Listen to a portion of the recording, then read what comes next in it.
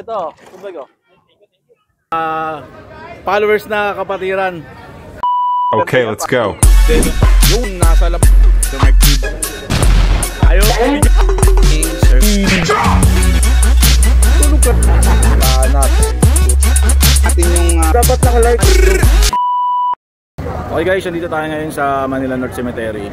At andito ang Romana Community Chapter, Taugama P. Yung mga kapatiran natin dyan na nagugutom at nakukuhaw, pwede kayo lumapit sa booth namin. Kumbaga yung 100 pang size tayo lang po yun.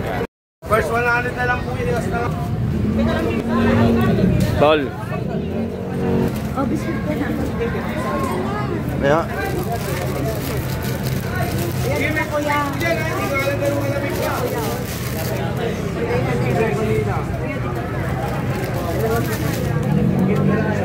Dalawa tayo. Kuya, may tubig ka ba ya? Wala.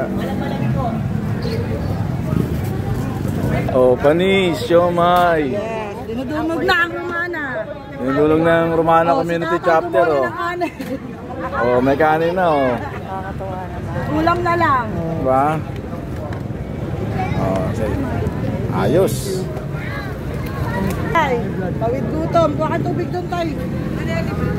Doon po, sa kabila po. Dito tayo ngayon sa Manila North Cemetery. Dito lang kami sa bungad, sa Dimasalang, bandang Retiro. Bago pumasok guys. Makita nyo yung booth ng mga kapatiran natin, mga Taugama. Mga brad po talaga kayo dito. Yan. Ano yung mga inaalok natin dito, tol?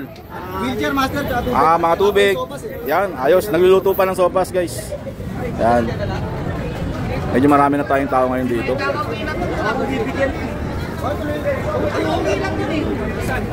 Yung Romana Community Chapter. Tignan niya ako pag kami sa sasawa.